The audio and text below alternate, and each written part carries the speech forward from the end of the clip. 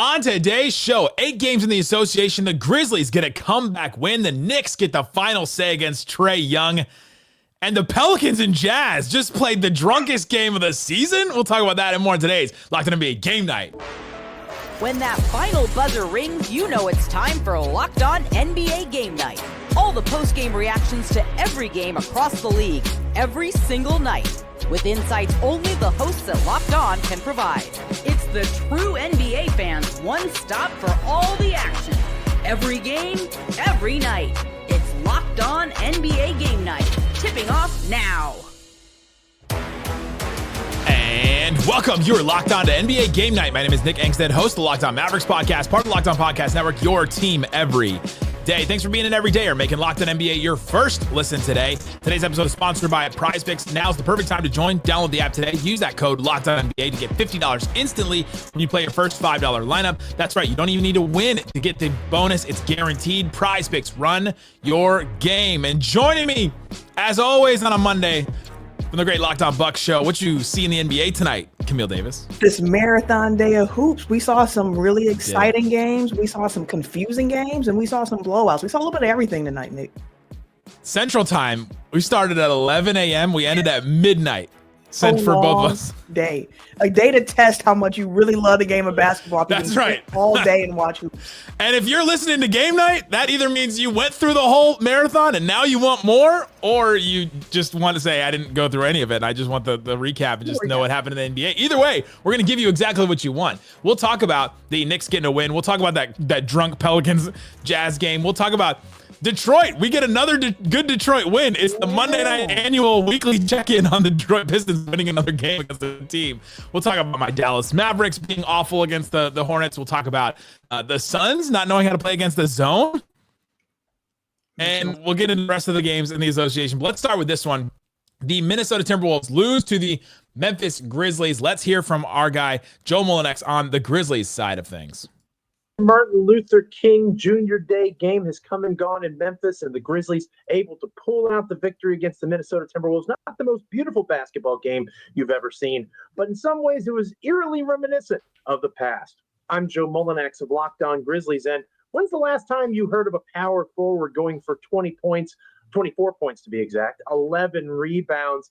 Throw it to the hand. Zach Randolph coming out of retirement? No, it was actually Jaren Jackson Jr. Jaren didn't make a single three in this game, but his 24 points came at the free throw line and the old-fashioned way attacking the basket, just like Zebo would have drawn it up. It also was a good game for the Grizzlies starters, 4 of the 5 scoring in double figures. Jalen Wells playing really impressive defense once again on Anthony Edwards, holding him to a game that he would likely, aside from free throw attempts, like to forget sometime soon.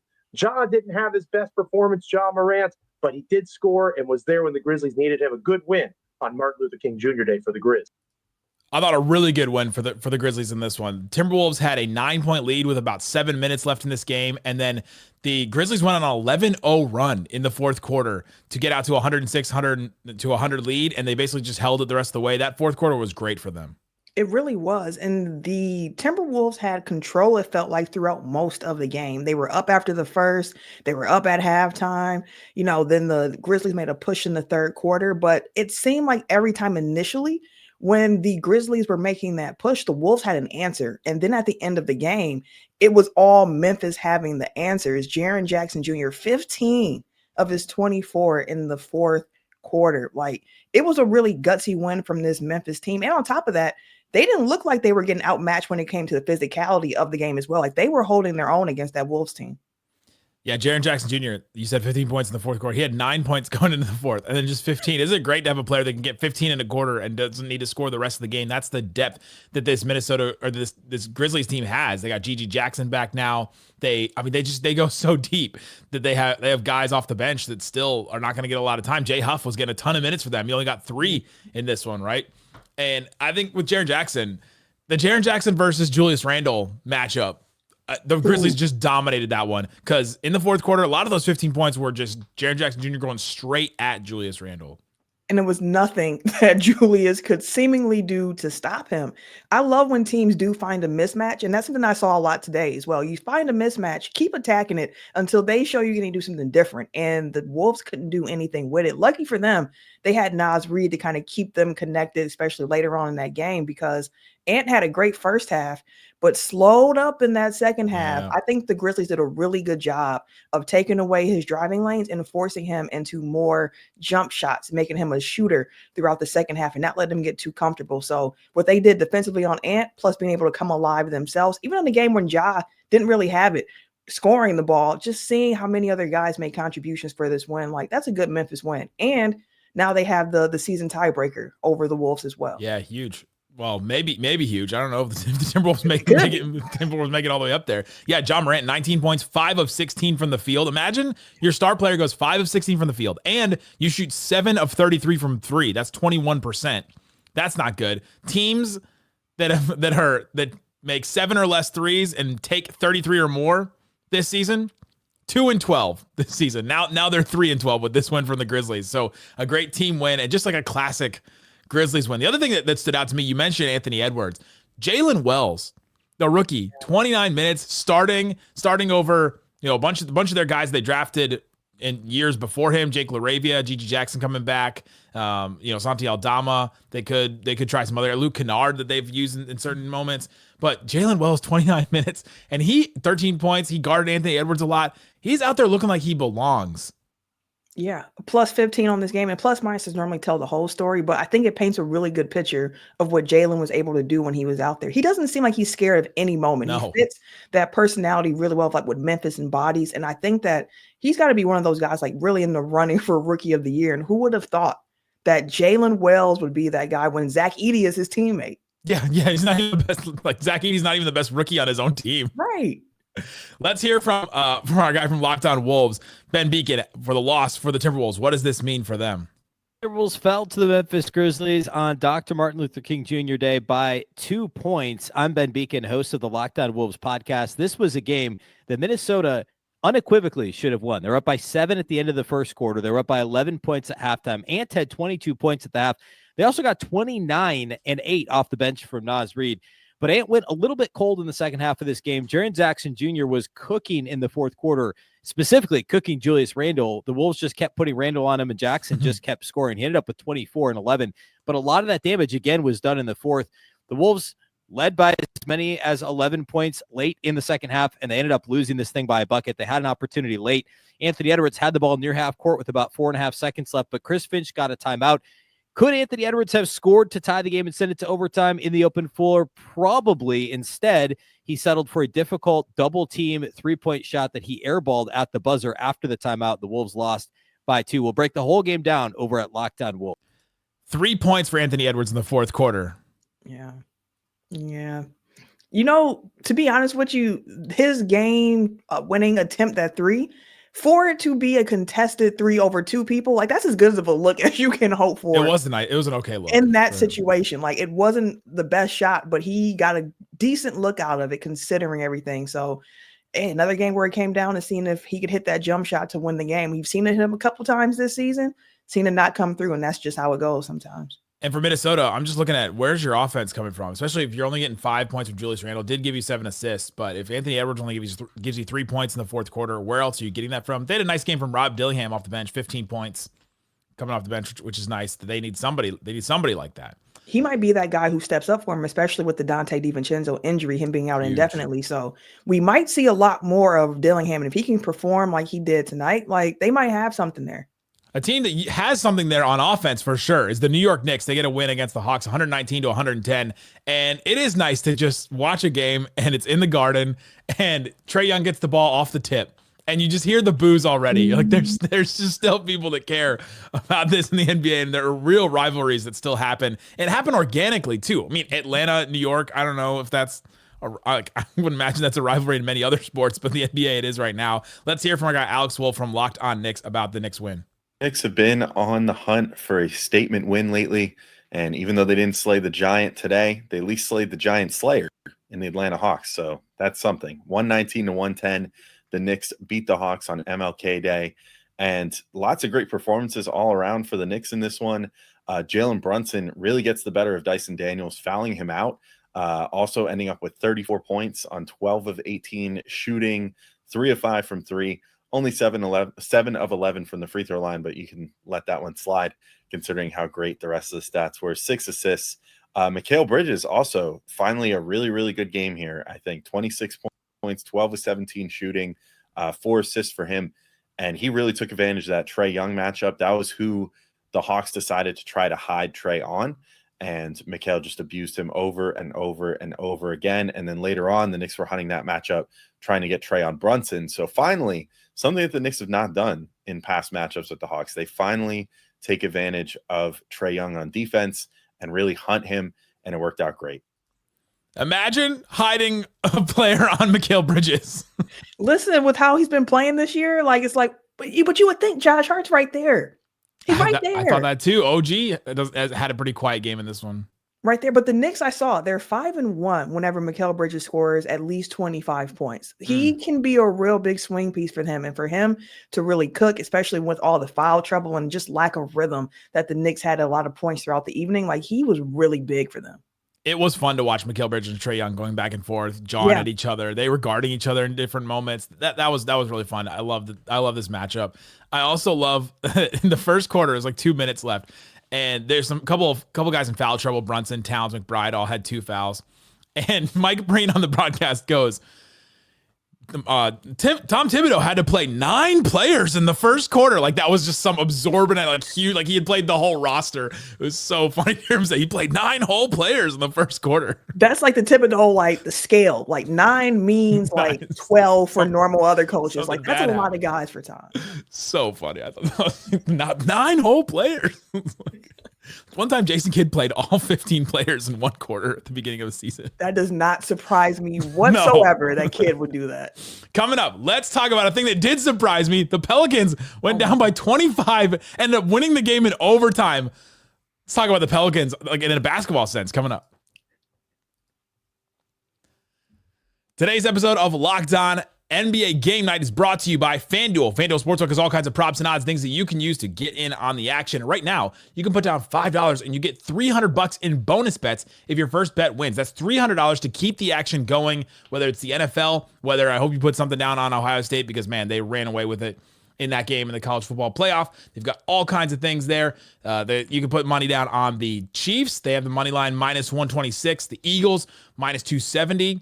They're both the favorites in their matchup. So if you're feeling those two teams to make the Super Bowl and continue on, or if you're feeling the Bills, maybe the Bills won't lose 4 consecutive playoff matchups to the Chiefs. The Bills don't always lose 4 consecutive playoff things, right? It's not something they always do. Go check out FanDuel.com. Get started with $300 in bonus bets. That's FanDuel.com. Make this playoff season unforgettable with FanDuel, an official sportsbook partner of the NFL. Thanks for hanging out with us on Locked On NBA Game Night. We've got a daily show that covers every single team that you're interested in. Think about an NBA team. We have a show that covers that team. Check the link in the description to find a show that covers your team every day. All right, Camille, let's talk about my favorite game of the night, the Utah Jazz versus New Orleans Pelicans. And I don't usually feel bad for our boss, David Locke. I don't usually, life is going pretty well for David Locke, but the Jazz, Larry Markkinen's not playing. Jordan Clarkson's not playing. John Collins not playing. Colin Sexton's not playing. Taylor Hendricks obviously has been out for a while. The Pelicans, Ingram's out. Zion's out. Herb Jones is out. Yves Missi, their starting center, is out. You could have, I think that group of players could be like a 50-win team if they're all healthy. It's at least 42. They're at least 500 with that squad. At least. You know, Herb Jones with Larry Markkinen, Ingram. It's a great team. But anyway, all those guys are out. You wouldn't think that this would be a game that we'd go third in game night, but the Jazz somehow get up to a 25-point lead in the second quarter and even like a 24-point lead in the third quarter, and it evaporates. Completely evaporates. The Pelicans go on a 25-3 run with just some of the worst offense I've ever seen, or at least that I've seen this season. And the Pelicans get the win. Let's hear from our guy, Jake Madison of Locked On Pelicans on the win. As the Pelicans beat the Utah Jazz 123-119 in overtime, I'm Jake Madison, host of Locked On Pelicans. Take a bow, CJ McCollum, with the Pelicans looking completely lifeless, down 25 points. CJ erupted. He finished with 45 points on the night, including 18 in the fourth quarter to cap the largest comeback in franchise history. Even with Zion's return, CJ has been leading this team consistently. Don't forget, he had a 50-point game earlier in the month. And the most important moment for him wasn't even a made shot. It was a kick-out assist to Trey Murphy III in overtime, who then made a dagger three to effectively end the game. Just a great night overall for the 12-year veteran. There's larger questions of if CJ is part of the Pels' future and why they were down 25 points in the first place to an actively tanking Jazz team. We're talking about those over at the Locked On Pelicans podcast. Yeah, why were they down 25? That's the question. Why were they down, Camille? Because it looked like the Pelicans did not want to play basketball to start the game. Just such a lack of effort. Like, the Jazz were able to just waltz into the paint and get whatever they want. There was no resistance. No reason. You see what I'm doing there with little Jazz and waltz? But no resistance. It was no resistance. And to the point that was just made, it was so crazy to see that, like, everybody who was out for the Jazz and to see them go up that big, that quick. Like, Colin Sexton was listed out with rest on the injury report. The Jazz have been off for the last 2 days. Like, what? What? What are you saying? You think he's getting traded? Listen, I think something's going on because either the tank is real or the trade is real. Something's going on because they just got done resting. But regardless, it was just a terrible effort from the Pelicans early, and it felt like they didn't wake up until halfway through the third quarter. And then the Jazz offense, like I said, was just the worst. It's the biggest Pelicans comeback in franchise history. CJ McCollum, 45 points. Only the 20th 45-point game this season from any NBA player, which I thought was interesting. And only 2 other times this season has a player had 45 or more points with less than 5 free throw attempts. Wow. So there's 2 other players, CJ McCollum. Who else got some ethical hoops in that way? One of them, I'll tell you, is CJ McCollum himself. Oh, really? It's the second time he's done it. He had that 50-point game. The other one's Jamal Murray. Had I wouldn't have guessed 45 points with less than 5 free throw attempts. The Pelicans also have the longest win streak in the West right now at 4 games. Nuts. And again, what does that say for like what they're trying to do this season? Because they have fallen so behind with all the injuries early on. And it's like, can you actually make the playoffs at this juncture with how big of a hole you have dug? Or does it make more sense to, kind of try to sway the odds in your favor to maybe get a higher draft pick at this point? 10 games back from the play-in, the Pelicans are. Jeez. It is almost the end of January. 10 games. The Bucks are farther away from the Cavs right now, though. Hey, listen, no one's catching the Cavs in the East. They are far and away doing their own thing. The Bucks' best hope is a 3 seed at this point. A team working their way to catch the Cavs, though, is the Detroit Pistons. If they only could play every Monday, because it seems like every Monday we have the Pistons, and they win again against the Houston Rockets. A huge win for them. Let's hear. Oh, I love it. Every week, let's hear from our guy, Kuka Hill. Got to. Get the win versus the Houston Rockets today on Martin Luther King Day. Host of Locked On Pistons podcast, Kuka Hill here. This game was a really close game throughout, except in that third quarter, Cade Cunningham really separated himself, scored 19 points in that third quarter, went crazy, whether it was Amen Thompson guarding him, whether it was Tari Eason guarding him, whether it was Dylan Brooks guarding him.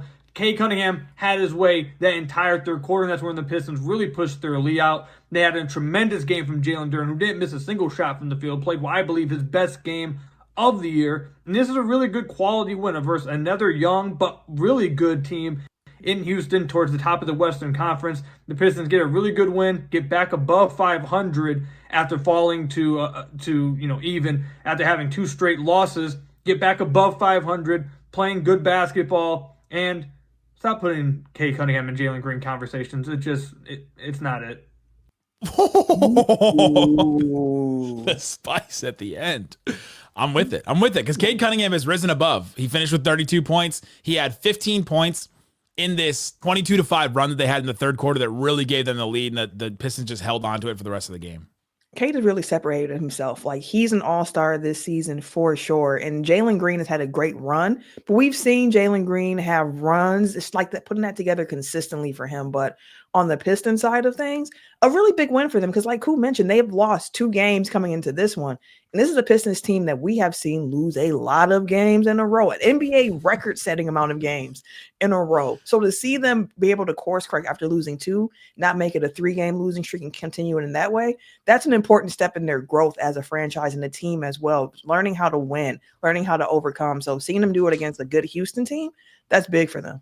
That was giving Milwaukee sports fan giving that. Like, just got to remind the Pistons what, like, sit down, remember where you came from. I like the Pistons. I can't lie to you. I'm actually a fan of watching the Pistons. This team is fun to watch. And they had a 16-1 run in the first quarter. Then they had a 22-5 run in that third quarter, massive. And the Pistons also won with 22 turnovers themselves, which was kind of wild too. Usually the Rockets take those turnovers and just turn them into points. They really couldn't turn them into as many points as they're used to. Teams that have 22 turnovers, you ready for this, are 23-46 this season in all NBA teams. The Pistons are 3-2 in games when they have 22 or more turnovers. I don't know what's going on there. It was weird because you saw it early in the game as well, where in the first quarter, like, they were both tied at 19. The Pistons took off because the Rockets were playing sloppy and turning the ball over, and they took advantage of it. Then when the Rockets came back a bit, you saw the same thing happen with the Pistons starting to turn it over, and now here come the Rockets scoring. So to see them find that balance, and also, I mean, the biggest difference was that they had Cade Cunningham to be able to lean on and carry them while, they needed a superstar. And Jalen Green wasn't able to really pick up that slack for the Rockets tonight. We did the squad show. If you're listening to if your favorite team's a Western Conference team, the squad show West will be put in your feed. It'll also be in this feed as well. But the squad show, a bunch of different hosts joined together, and that was a big question we have for the Rockets: is who do they have that's the number one guy that they can turn to when everything breaks down in the playoffs, and all of a sudden you've got to get a bucket, and their offense is just really weird trying to figure out who that is. You'd think it'd be Şengün, but it doesn't always show up sometimes. In this game, he finished with 11 points, 5 of 14 from the field. Jalen Green, 8 of 21. That's 38%. That's not going to get it done. So who is it? And Jackson didn't even have an answer from Locked On Rockets. So check out that squad show. We had a really great time today. They did an Eastern Conference one as well in your feed if you listen to an Eastern Conference team. Coming up, let's play Count It Up, where we count the most interesting, fun things in the NBA. The Dallas Mavericks loss was not fun, but we gotta ask, how worried are you about the Dallas Mavericks? I'll answer that and more coming up. Today's episode of Locked On NBA Game Night brought to you by Prize Picks. Prize Picks daily fantasy made easy. Basketball is heating up. You still got the NFL playoffs going on. College football is over, but you have all kinds of things that you can look at right now with Prize Picks. Watching your favorite stars becomes even more fun with Prize Picks. Here's how it works. Pick more or less on at least 2 players for a shot to win up to 1,000 times your cash. Think LeBron's going to drop 30.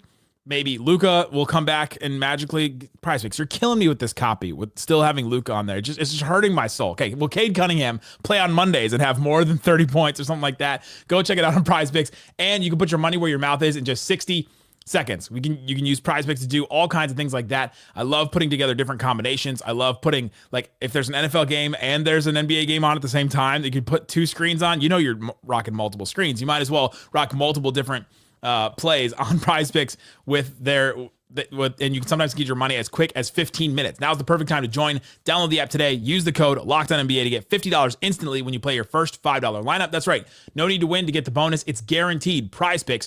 Run your game. Big chicken, baby. Zion Williamson and porn star. Take that for that. Count it up. Count it up. Count it up. Count it up. Count it up. Rip the Band-Aid off it.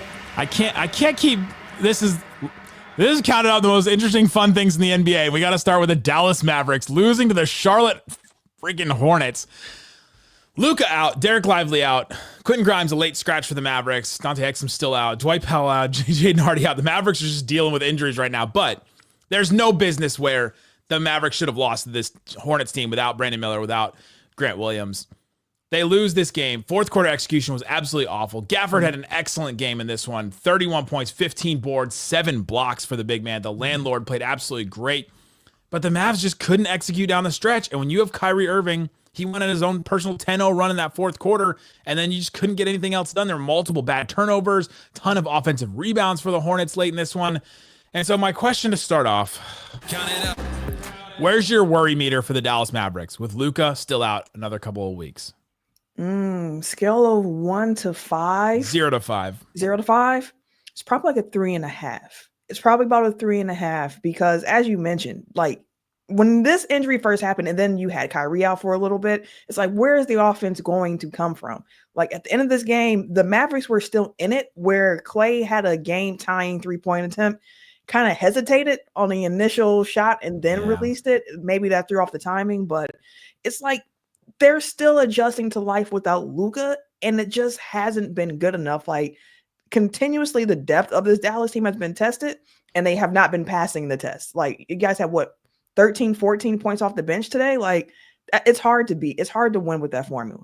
They are missing a bunch of guys. Like I'll give Jason Kidd that, but there's just too many instances where it's a game like this or a game like the Pelicans the other night where you go, oh, you should win this game, but then they'll beat the Thunder, which I don't know, makes no sense. This is just a weird team sometimes. I'm at a 3. I'm at a solid 3 with this team. And I still am confident that when Luka comes back, they'll put it all together. But where are they going to be when Luka comes back? Are they going to be digging themselves out of a hole? Because right now, you're in 7th. You're only a half game back from 6th. You're not in too big of a hole right now. The West has been actually pretty mid through most of it. It's mid, like it's very deep mid, but it's mid all the way across the board. And so you're 23-20, and you're in this spot. And when Luka comes back, the Mavericks will do the thing that they do probably and go on a run. They did it in 2022. They did it in 2024, and they'll probably do it again now because this team is really good. This is the best team that Luka has had when we've seen it all together. The starting lineup of Luka, Kyrie, Klay Thompson, PJ Washington, and Lively was the best starting lineup and the best lineup in the NBA. And so when they get everybody back, it'll be all right. But seeing a game like this just demoralizes you when you're trying to root for the Dallas Mavericks. It was what we call in Locked On Mavs, the worst Magnets game of the Mavericks this season, where the Mavs shot 6 of 32 from 3. That's 18%. And the Hornets shot 17 of 39 from 3. That's 43%. That's the biggest percentage difference. And so hence the Magnets. The Magnets were not on for the Mavericks. And that comes on a night where LaMelo was hot in the first half. He had 20 at halftime and then only had 3, I believe, in the second half. So you slowed Melo down, but still weren't able to overcome because they had so many different guys contributing. But shout out to the Hornets. That's their 3rd straight win at this point in the season. So, shout out to them, getting a little momentum going. Sure. Feeling good about themselves. Sure. Feeling good. Doug and Walker, you can feel good with them on Locked On Hornets over there. Nick Smith Jr., by the way, with 19 points with 5 made threes, easily joins the versus Dallas Mavericks All-Stars so far this season. The team that's going to have enough All-Stars is the Cleveland Cavaliers. They get a win against the Phoenix Suns. Let's hear from our guy, Danny Cunningham from Locked On Cavs. Danny Cunningham here at Rocket Mortgage Fieldhouse after the Cavs beat the Phoenix Suns 118-92. Obviously a pickup game going on behind me, so I'm not walking the floor tonight, but this was one of the best defensive performances the Cavs have maybe had all season. Certainly the best defensive performance I think that they've had in the last month or so. It's the first time they've held a team under 100 points in the month of January for an end of the floor that I think had been inconsistent at times this month. They're in the bottom third defensively heading into this game against Phoenix. They showed up on that end. It's a really big deal that they did it. They need to, I think, continue to build habits and have, maybe this is a little bit extreme on how good it was, but they need to have nights that are closer to this one than some of the nights they've had lately. Donovan Mitchell, I thought, had a pretty good game offensively. He had a game-high 33 points in a game Evan Mobley didn't play, Karis LeVert didn't play. Cavs needed a little bit of extra offense from him. I thought he did a great job of providing that now. Cavs head back out on the road. They take on Houston, Philly, and then back home this weekend against Houston. How they respond this week to playing a couple pretty good games, I think will be very interesting to watch. Yeah, okay, Danny Cunningham with your this win was good. But all year. This win was good, but this is the type of win they need more often. They should win more like this. Oh my gosh. Just listen, the winning is going to Danny's head at this point. The bar has been raised to a level where he's like, if the Cavs don't play perfect ball, I'm not satisfied. No, I get it. Jokes aside, I get it. And this was an impressive win given the fact that they were without 3 rotational players as well. And the Suns were pretty healthy in this game. So that's a good win for them. Absolutely. We got another Cavalanche as well. Second quarter, Cleveland was only up by 5. and there was like 5 minutes left. And then at 8:35, they were up by 22. There's a 31-14 run in about 8 minutes of game time. It happens quick. It happens quick with this Cavs team. It does. The Avalanche comes quickly and it destroys. My question though is about Kevin Durant's quote after the game. He said it's a tough defense to score on if you're thinking a shot is going to come open for you without you pressing the issue. We could have drove it a little bit more. We don't play against zone every game. We don't have a zone package yet. Camille, did KD just tell the rest of the league how to beat the Suns? He told the rest of the league that Mike Budenholzer is still not making any game adjustments, and they haven't installed the package yet. Like, that's not, you're halfway through the season. How do you not have a zone busting package? It's like, what? Have they played the Heat yet? I don't know. I think they have, but I'm not sure. But if they haven't, they're going to see a lot of zone against that. They've beaten the Heat. They lost to the Heat. They split with the Heat. They played the Heat, yeah. But anyway, I just thought that was wild. He was like, yeah, we don't have our package yet, which I don't know. Not a ton of teams use zone that much, so I get maybe not having that ready to go, and it's not going to be used in the playoffs that much. But anyway, another game, the Boston Celtics dominant win against the Golden State Warriors. It gave me PTSD, I'm not going to lie. But let's hear from John Corrales about the Boston Celtics win over the Warriors. What the doctor ordered for the Celtics in San Francisco. They hit shots, they defended, they rebounded. They did all the things you're supposed to do against the team that was missing a lot of good players.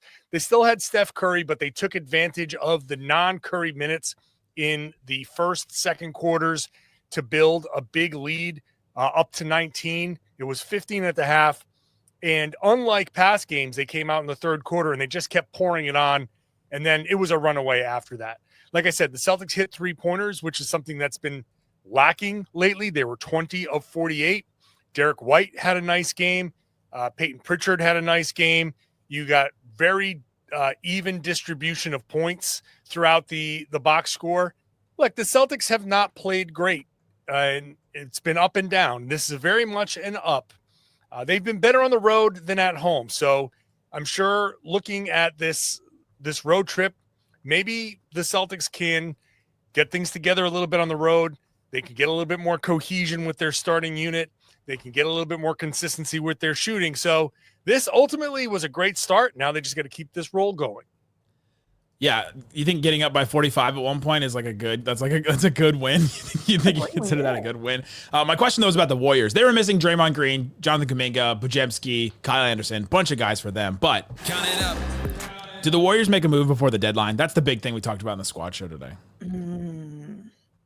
Based on what Steph Curry has said about not wanting them to make like a panic move, it feels like they're kind of resigned to their fate of what this season is going to be.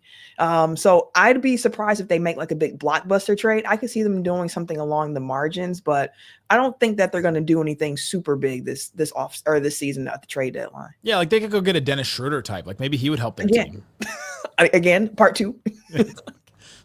He was minus 29 today's game. Don't want more of that. Yeah, I don't think they're going to make a big move. We were making fun of Chuck Walter of Locked On Warriors today because it feels like the bar has dropped so low. He was talking about Vooch from the Bulls, if he could be somebody that helps change their team. And I'm just like, we went from Giannis to like Larry Markkinen to, it's keep going down. I don't think they'll make a move because I think they're too far out of it already. And I don't think their team is going to be competitive enough depending on who they could get. Kuminga hasn't taken that leap that we maybe expected. Moody hasn't been, good enough. He played 31 minutes in this game, but when everybody's healthy, he doesn't play enough, and they thought he was going to take a big leap. So, no, I think I'm out on a Warriors move too. Speaking of Vooch, last game of the night that we'll get to is the Bulls getting a win against the LA Clippers. Bulls go on a 28-10 run in the third quarter. Clippers are up by 3, and the Bulls then were up by 18. They basically held on to that for the rest of the game. Zach LaVine, 15 points in that third quarter, finished with 35 points. And this is my question today. He is now tied for second most 30-point games in Bulls history with Bob Love at 109 games. Number one is Michael Jordan, obviously. Mm-hmm. And I want you to try to get as close as you can to the number. Zach LaVine, 109 games. Number one is Michael Jordan with how many games, Camille? At least 30? Of 30 points. I'm going to guess like 205. It's double that. 537. The GOAT. The GOAT, Nick. Zach LaVine is second all time with 109. They put the stat on the screen on the Bulls broadcast, and I was just like, you might as well just not even put just put who's 2 through. But by the way, Pippen doesn't even have 50. It was that was wild to me.